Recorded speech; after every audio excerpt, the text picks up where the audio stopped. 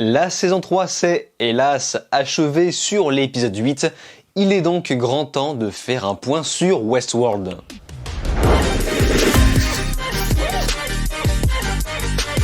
Salut à tous, c'est Vince alias Amergame et on se retrouve aujourd'hui pour vous parler à nouveau et malheureusement une dernière fois de la série Westworld avant un bon moment, sauf si des nouvelles réapparaissent entre temps. Et comme à chaque fois, je redirige les nouveaux arrivants sur ma playlist consacrée à la série Westworld pour voir mes analyses des précédents épisodes. Ça m'évitera de tout le temps revenir sur chaque détail. Et ça y est, on y est, le dernier épisode de la saison 3. Bon, ce n'est pas la fin de la série, fort heureusement. Et un épisode un peu spécial car celui-ci est composé de 75 minutes, qui est clairement l'épisode le plus long de la saison. Mais à mes yeux, cet épisode aurait mérité d'être encore plus long. On va donc consacrer cette vidéo sur l'épisode 8, on va analyser un petit peu tout ce qui s'est passé, et je vais également faire un petit point sur la saison 3 avant de revenir sur vos commentaires de la précédente vidéo, comme à chaque fois. L'épisode 8 de la saison 3 reprend là où nous avait laissé l'épisode 7, c'est-à-dire qu'on conserve les mêmes arcs narratifs. Un côté avec Dolores Caleb et un autre avec William, Stubbs et Bernard. Et évidemment, ces deux arcs narratifs croiseront de temps à autre d'autres personnages importants de la série, Maeve, Charlotte, Enguerrand, etc. Et du côté du premier arc narratif, nous avons Caleb qui récupère la perle de Dolores pour pouvoir la rebrancher sur un autre corps par la suite. Et d'un côté, je me dis que c'est un peu con de sa part de ne pas avoir récupéré la perle de Maeve, ou voire même la détruire, vu que le corps de Maeve était juste à côté. Le protagoniste va donc suivre les instructions du plan de Solomon qui consiste à reconnecter la perle de Dolores dans un corps, mais différent. Il s'agit bien du modèle original des hôtes, le corps entièrement robotique. Et nous allons voir par la suite que Dolores ne sera en aucun cas régressé, voire même l'inverse. Et ce corps était caché dans une sorte de planque dont seul Caleb était censé trouver grâce au plan de Solomon. Et d'ailleurs ça fait très aventure le fait de retrouver un espèce de cercueil au milieu d'une pièce avec la lumière par au-dessus. On apprendra énormément de choses, notamment le fait que Delos vendait des hôtes pour l'armée afin de les utiliser comme cible d'entraînement. Une fois les deux protagonistes enfin réunis, Dolores utilisera l'application RICO, l'application illégale criminelle, cette fois-ci à son gré. Et ce pour pouvoir se faire escorter jusqu'à Rehoboam, pour détruire Rehoboam. Mais cette aventure ne sera pas sans peine car Dolores se retrouvera face à des projections de Charlotte Dolores qui lui montrera sa nouvelle face, le fait que Charlotte Dolores a embrassé complètement son côté obscur. Et je me laisse croire qu'elle a fini par rejoindre Serac car elle dit elle-même que sa famille qui l'entourait n'était que des poils dans son avancement. Donc à ce moment je me suis dit ok, peut-être qu'elle a rejoint Serac, mais c'est très bizarre quand même. Et on aurait pu le comprendre dans l'épisode 7 vu qu'elle semble collaborer avec Clémentine qui a été reconstruit par Enguerrand Serac. Mais d'un autre, la fin de l'épisode 8 nous fait clairement comprendre que finalement Charlotte a l'air d'avoir, comme je l'ai dit, pris un tout autre chemin de manière à être totalement indépendant. Mais on y reviendra. Tout ce que je peux dire pour l'instant, c'est qu'elle a l'air de s'en foutre un petit peu de Serac. Et elle a raison. Et c'est lors d'un combat entre Maeve et Dolores qu'on peut se rendre compte, justement comme je disais, que le modèle original du corps de Dolores est en fait plus résistant que les hôtes dernière génération. Et c'est parfaitement logique car les hôtes dernière génération essaient de se rapprocher le plus possible d'un être humain, tandis que les premières générations étaient des pures machines. Et c'est d'ailleurs dans ce même combat qu'on apprendra que Twist, tous les hôtes conçus par Delos sont créés à partir de la perle originale de Dolores. Donc tous les hôtes depuis le début de toute la série sont en fait une copie de Dolores. Et c'est parfaitement logique car nous explique depuis le tout début que Dolores était la seule de véritablement fonctionnelle. Donc au lieu de se prendre la tête à créer de nouvelles perles, autant prendre celle de Dolores qui marche parfaitement bien et d'en copier tout un tas pour créer une civilisation à part entière. Et alors que Caleb et Dolores se sont séparés, on peut apercevoir et alors que... Oula, qu'est-ce qui se passe là? Et du côté de Caleb, on peut apercevoir que les émeutes ont pris de plus en plus ampleur à un niveau assez démesuré, mais en parallèle, Dolores se fait capturer enfin par Serac, à cause de qui? la projection de Charlotte. Ce qui continue de me faire croire qu'elle collabore avec Serac, mais ce n'est pas dit de manière subtile, alors peut-être qu'elle essaie de se débarrasser de Dolores de cette manière, peut-être qu'elle cherche juste à lui mettre des bâtons dans les roues. Et autre twist, Enguerrand Serac apprend à Caleb que celui-ci est le jouet de Dolores. On comprend clairement que Dolores est l'antagoniste de cette histoire. Elle a complètement manipulé Caleb de manière à l'utiliser pour achever son plan jusqu'au bout, qui consiste uniquement à détruire l'humanité. Et c'est très ironique quand on sait qu'elle détruit l'humanité en libérant au contraire les humains. C'est à la fois très ironique et très subtil. Donc bien joué de la part de Dolores. Et c'est pendant cette phase de conclusion qu'on peut apercevoir que Enguerrand Serac obéit au doigt et à l'œil chaque mot, chaque parole de Rehoboam, qui est littéralement connecté à son oreille. Serac n'est en fait qu'un pur pantin et ne représente absolument mais absolument rien sans sa création. C'est juste, comme je le disais dans de précédentes vidéos, une simple icône de son dieu Rehoboam. Et ce dernier est entré la tête la première dans le piège de Dolores, qui consistait à la brancher justement sur son dieu pour détruire Rehoboam, alors que l'objectif à la base était de voler la clé de chiffrage pour compléter ce même modèle. Au final, cette fameuse clé de chiffrage ne se trouve pas dans l'ADN de Dolores, mais dans celui de...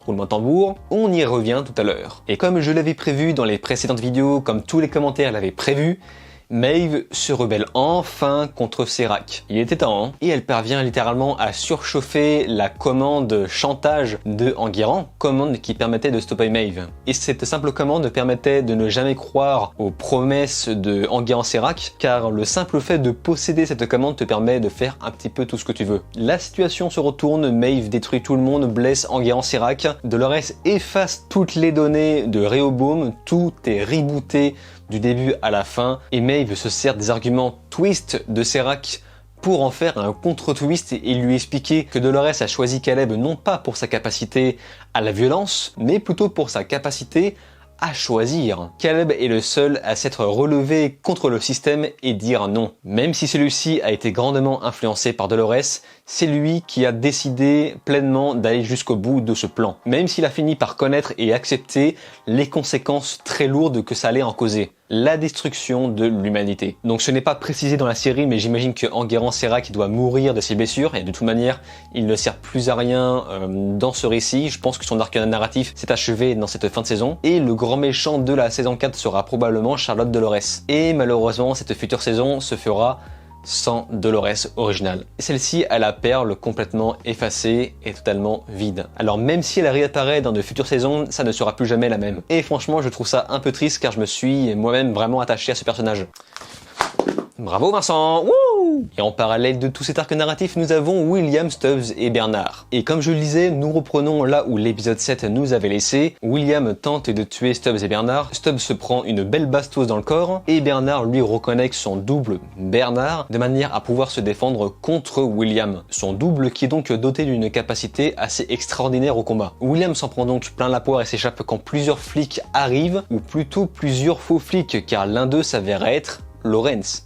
Je crois, hein, je me trompe pas, hein. Il s'agit bien de Lawrence. Dans tous les cas, la dernière copie cachée de Dolores était bien dans ce corps-là. Donc on pourrait l'appeler Lawrence Dolores. C'est donc dans cette situation qu'on confiera à Bernard une mallette et on lui donne comme instruction d'aller retrouver quelqu'un. Donc Bernard dit aller retrouver Dolores. En vérité, il s'agit d'une toute autre personne. L'adresse indique la maison d'une vieille femme qui semble être jouée par une actrice plus jeune, et ce pour les raisons suivantes, il s'agit de Lorraine. Pour rappel, Lorraine était un personnage assez flou qu'on pouvait apercevoir dans la première saison, et on nous laissait suggérer qu'il s'agit de la femme de Bernard, en tout cas la femme de Bernard dans son scénario d'origine, mais pourtant elle est là, elle est bien réelle. Les anciens souvenirs du scénario de Ford de Bernard commencent à cogiter, il se remémore de son fils Charlie et commence à en parler à cette version de Lorraine, et cette vieille femme appelle Bernard par son prénom le plus logique, Arnold. Le scénario de Bernard avec son fils malade mort d'un cancer accompagné de sa femme Lorraine était en fait bien réel, il s'agissait juste d'une forte inspiration de Ford lors de la conception de Bernard. Bernard est en réalité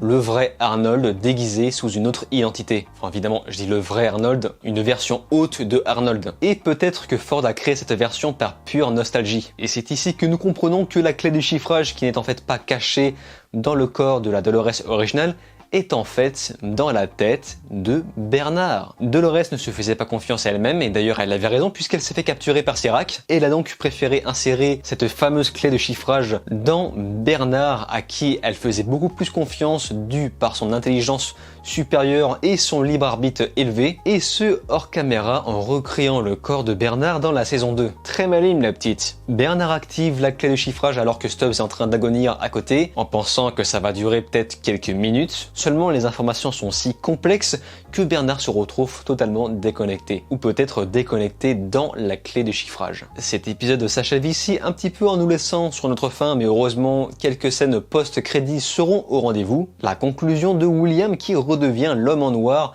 tel que nous l'aimons tous. Et d'ailleurs ses actions répondent à mes questions dans l'épisode 7. Le fait qu'il perde ses deux doigts de la main droite ne lui posera absolument aucun problème puisqu'il pourra tirer de la main gauche. Et je crois que sa quête de détruire les autres aurait peut-être dû voir le jour, car elle rencontre Charlotte Dolores qui, elle, pendant tout ce temps, était en train de confectionner une armée d'hôtes, probablement une armée de William, puisqu'on voit une nouvelle version western de William qui égorgera sans peine la version humaine originale. Mais ce, évidemment, après un combat assez stylé. Ouais, William, c'est un dur à cuire. Et deuxième scène post-crédit avec Bernard qui se reconnecte enfin, cette fois-ci apparemment après l'apocalypse. Et malheureusement cet apocalypse n'a pas l'air d'avoir duré seulement quelques minutes, probablement plusieurs jours, plusieurs semaines, plusieurs mois, voire même des années, si ce n'est des décennies. Tout est poussiéreux, dégueulasse, Bernard est littéralement dans un autre monde. Ce qui nous pousse à croire deux choses, soit la saison 4 se basera sur une espèce de guerre entre les humains et les machines avec Charlotte Dolores qui a créé une armée de William, tout dépend si Ed Harris restera au casting, ou deuxième chose, peut-être que la saison 4 se portera dans le futur très lointain avec Bernard qui tente de reconstruire une humanité. Ou troisième solution, peut-être que la saison 4 se portera sur l'armée de Charlotte et la guerre entre les humains et les autres, et la saison 4 se portera sur un futur très lointain avec Bernard. Bref, tout ça pour dire qu'on n'en a vraiment pas fini avec cette série. Les scénaristes ont littéralement ouvert une porte sur tout un tas de libertés,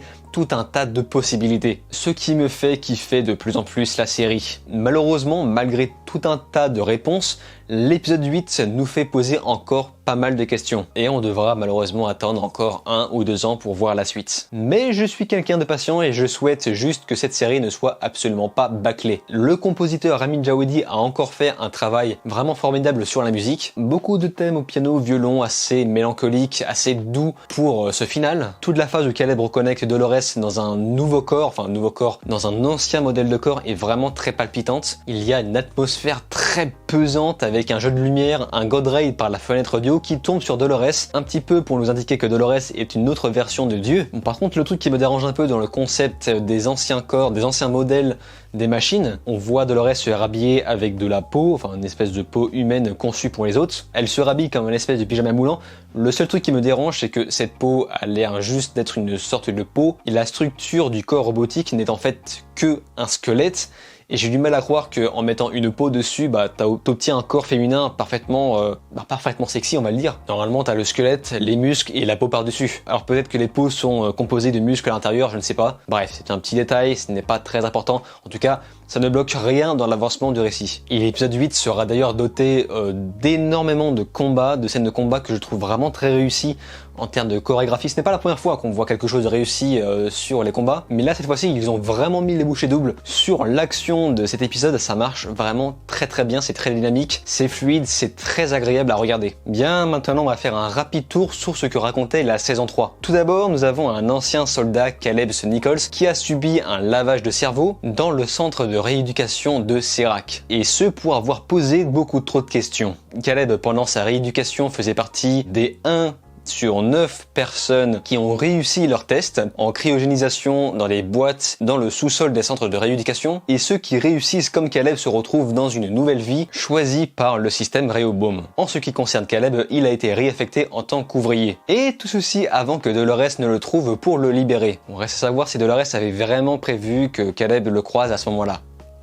Le fait est que Caleb va servir à Dolores pour créer sa révolution, celui de détruire le système actuel. Du côté de Maeve, celle-ci a été utilisée par Serac pour retrouver Dolores de manière à la capturer la clé de chiffrage. Et Enguerrand, Serac utilise comme motivation le fait de la brancher dans un monde virtuel où elle peut retrouver sa fille, et si elle refuse, Serac la déconnecte et la branche dans un monde qu'elle n'aimerait pas pour une éternité. Mais grâce au pouvoir de Maeve qui permet de contrôler des appareils à distance, elle parvient à se rebeller enfin contre Enguerrand Serac et détruire la commande qu'il possède pour la dominer. Et c'est ainsi qu'elle s'allie du côté de Dolores et Caleb. Et Bernard de son côté a tenté d'arrêter Dolores qui elle veut stopper, détruire l'humanité. Il reprogramme Stubbs pour l'aider à ses côtés, comme une sorte de garde du corps. Et en libérant William, il découvre que les humains dans le monde réel sont traités de la même manière que les autres à Delos. Les humains subissent des lavages de cerveau, sont reprogrammés, formatés, on leur donne des ordres, on leur dit quoi faire, exactement comme dans la réalité finalement. Chut. Il comprend que Dolores lui a inséré la clé de chiffrage pendant sa reconception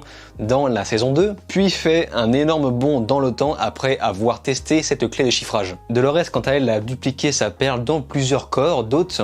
On a donc dans cette saison 5 Dolores différentes, la Dolores originale, la Dolores Charlotte, la Dolores Connells, la Dolores Musashi et enfin la Dolores Lawrence, s'il s'agit bien de Lawrence. Et ces derniers vont aider l'original à accomplir sa quête, celle de détruire l'humanité, à l'exception de quelques divergences dont Charlotte Dolores qui, elle, a créé un chemin indépendant. Et nous avons Enguerrand Serac qui lui est un Français misanthrope qui a créé un dieu car lui-même ne croyait pas en religion. Il l'a créé justement pour soigner sa misanthropie du fait de pouvoir contrôler enfin la race humaine à sa guise, ou du moins à la guise de Rehoboam pour empêcher un maximum de meurtres, de perversions et autres. Et je rappelle que Rehoboam est une machine qui enregistre toutes les informations personnelles de tous les êtres humains vivant sur Terre, et ce de manière à calculer l'avenir de chacun, de savoir qui est bon à vivre à tel endroit, à tel moment, qui est bon à obtenir tel métier, qui est bon à être pauvre ou à être riche. Et l'objectif de Serac sera donc de capturer Dolores qui considère comme une perfection. Il cherche à récupérer, à mettre la main sur la clé de chiffrage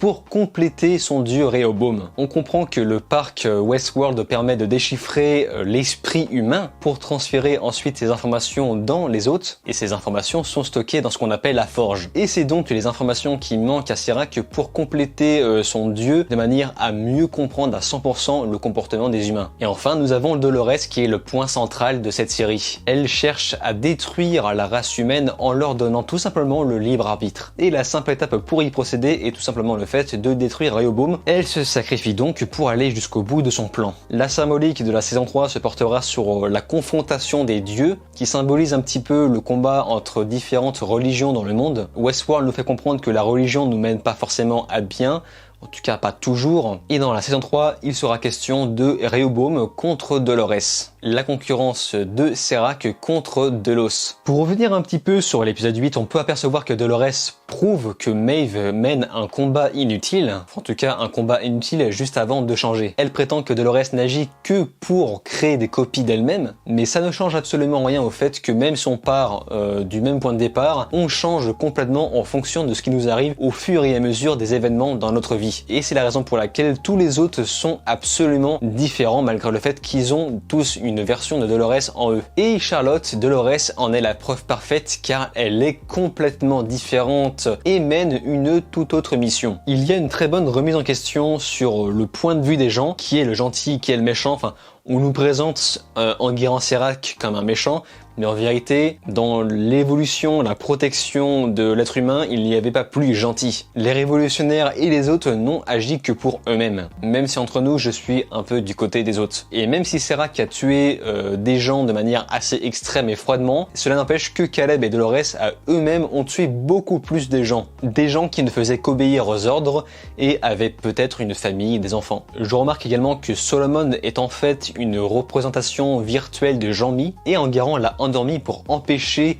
la stratégie de Solomon Jean-Mi d'aller jusqu'au bout. Donc on peut dire que Solomon est le dieu de Jean-Mi et Rehoboam est le dieu de Enguerrand. Mais au final, il faut croire que Jean-Mi a fait preuve d'une plus grande intelligence, car c'est Solomon qui remporte la victoire. Son plan a littéralement marché. Et pour finir, on entend Maeve qui prononce cette phrase que dans ce nouveau monde, on peut être ce qu'on veut, et c'est un petit peu une phrase qui symbolise les parcs de Delos comme Westworld, le fait que les visiteurs dans ce parc pouvaient être ce qu'ils veulent, et à l'inverse, dans le monde réel, les gens peuvent enfin devenir eux aussi ce qu'ils veulent. Le monde réel devient un Westworld grandeur nature. Et pendant qu'on comprend que Bernard faisait partie du plan de Dolores depuis le début, et ce subtilement avoué par Connells et Lawrence, Bernard finit par accepter la situation et comprend que l'humanité était de toute manière vouée à s'autodétruire. Les frères Serac n'ont fait que ralentir le processus. Et ça, c'est une triste réalité. Les humains sont voués à s'autodétruire. Donc autant accélérer les choses. Et c'est dans cet épisode 8 qu'on peut apercevoir d'ailleurs l'éclipse disparaître, littéralement. On pourrait presque croire que le soleil caché derrière Rehoboam est en train de s'échapper. Et ce grâce à la multitude de divergences commises par les humains, ou plutôt par Dolores. Avant de passer à la partie commentaire, je reviens sur un petit détail de l'épisode 7, car comme d'habitude, je me suis refait l'épisode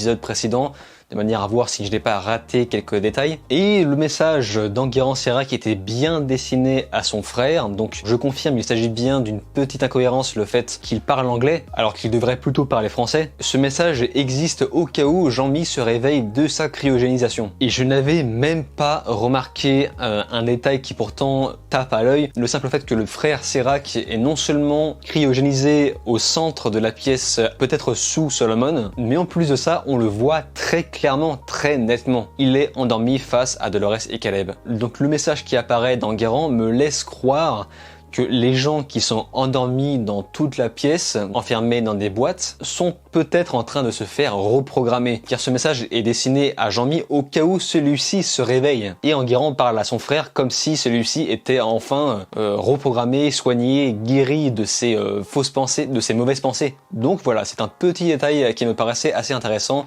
à étudier. Et nous allons enfin pouvoir passer à la partie des commentaires. Donc comme d'habitude, vous avez été nombreux à commenter et pardonnez-moi si je ne mentionne pas tout le monde. Nous avons Jimmy qui répond à une de mes questions. Je ne savais plus exactement qui était l'asiatique qu'on peut voir au début de l'épisode 7.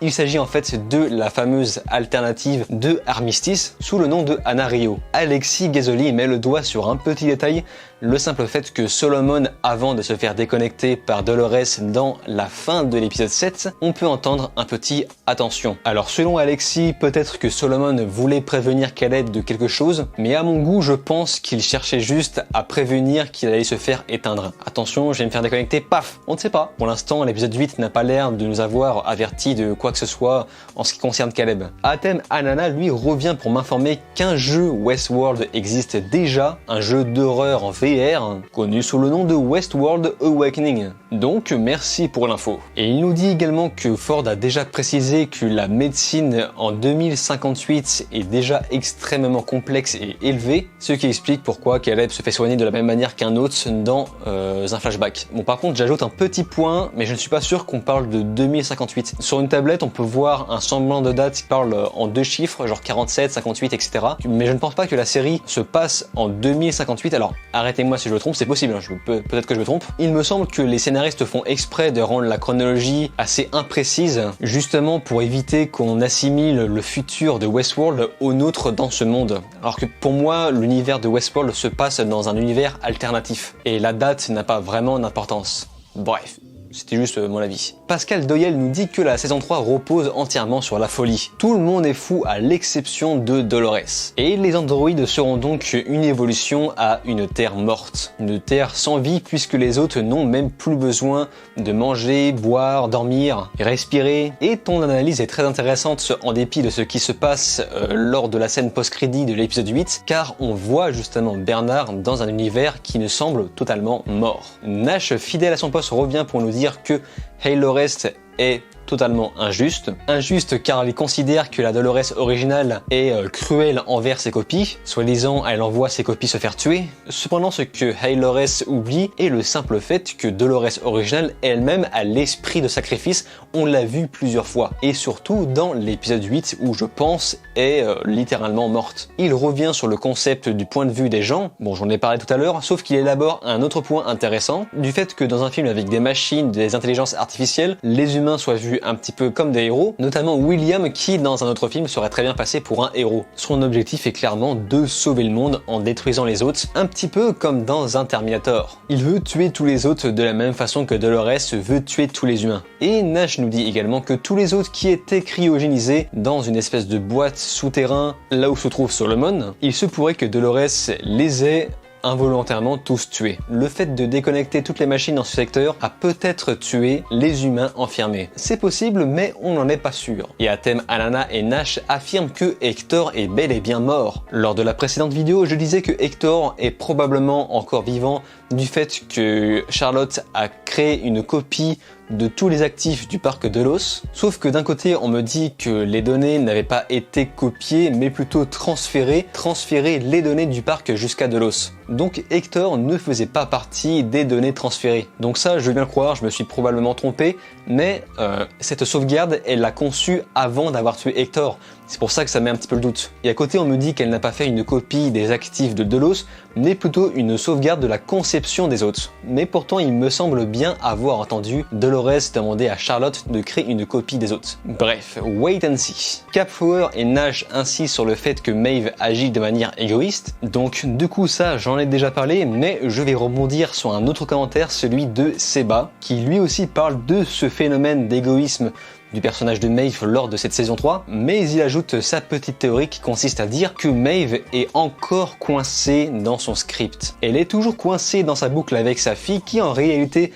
n'a jamais existé, et ce à quoi je rajoute que ça expliquerait peut-être ce dont j'ai parlé lors de mon analyse de l'épisode 2, lors de la première saison, quand Maeve est en train de se rebeller et prendre conscience de ce qui se passe, Bernard lui voit sur la tablette qu'elle est toujours scriptée et il sait exactement comment elle va agir et où elle compte se rendre. Et justement à la fin de la saison 1, on peut voir Maeve qui fait demi-tour justement parce qu'elle est encore coincée dans sa boucle avec sa fille, et ce depuis toujours et encore aujourd'hui. Le personnage de Maeve n'est donc probablement toujours pas libéré. Mais d'un autre côté, le fait qu'elle soit toujours attachée à sa fille fait ce qui se rapproche le plus d'une humanité, même si les humains dans le futur sont destinés à mourir. Les autres, eux, conservent ce qu'il y avait de plus important pour les humains, les émotions. Seren Sermaig revient sur un détail qui me paraît assez important. Je ne suis pas vraiment revenu sur ça juste avant, et ce n'est pas la première fois que je vois ça dans les commentaires, c'est le fait que normalement il devrait y avoir 2 corps hôtes de Charlotte. Dolores dans la saison 2 s'échappe dans un corps de Charlotte, mais pourtant la saison 3 nous montre une nouvelle confection d'un corps de Charlotte,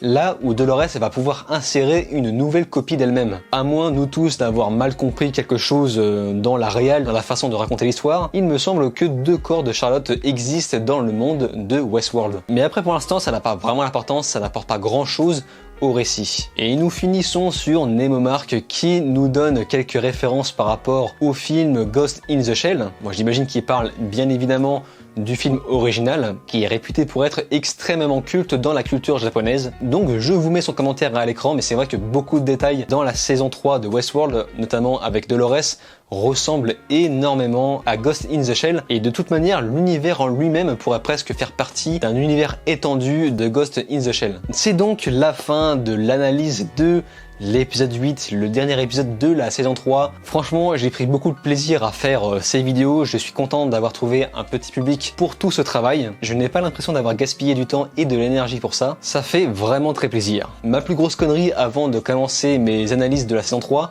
c'est le fait de ne pas avoir revu la saison 2 juste avant, qui me paraissait extrêmement importante, mais fort heureusement, je vais rattraper tout ça pour la saison 4. Et je pense que j'aurai le temps.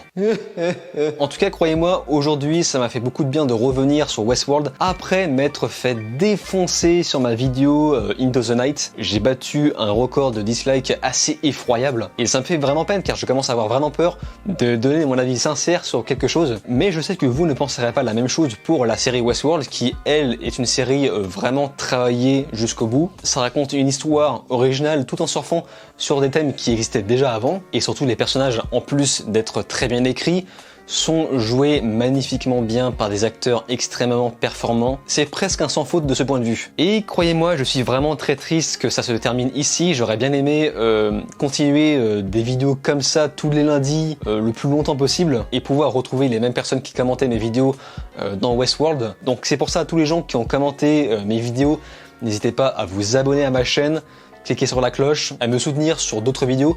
Je fais plein d'autres vidéos sur d'autres thèmes intéressants, sur d'autres sujets, d'autres séries qui viendront et qui seront peut-être tout aussi intéressants que Westworld. Et dans tous les cas, je serai là à chaque fois pour parler de Westworld lorsque nouvelle apparaîtra. Et évidemment, bien sûr, la saison 4 qui arrivera dans longtemps. Donc n'hésitez pas à me donner vos analyses sur l'épisode 8 si vous avez d'autres choses à rajouter par rapport à tout ce que j'ai dit. Posez vos théories, comme d'habitude, je vais lire tous vos commentaires, je réponds à quasiment tout le monde. Et peut-être, alors je ne suis pas sûr, mais peut-être que je mettrai en avant des commentaires dans une autre vidéo à part. J'essayerai de me débrouiller sur ça, mais en attendant, donnez-moi votre avis sur la saison 3, je suis vraiment très intéressé. Ouais, peut-être que je vais me retrouver avec autant de dislikes dans ma vidéo de Into the Night. Je vous propose aussi de me rejoindre sur les réseaux sociaux. Tous les liens sont dans la description. J'ai un compte Facebook, Twitter, TikTok, Instagram. Donc n'hésitez pas à me rejoindre, comme ça vous êtes sûr d'être informé de l'actualité de ma chaîne YouTube. Et on se laisse donc ici en attendant de la future saison de Westworld. Je vous invite tout simplement à vous abonner à ma chaîne YouTube, cliquez sur la cloche, likez, partagez et de regarder mes autres vidéos. Je vous dis alors ciao et à la prochaine!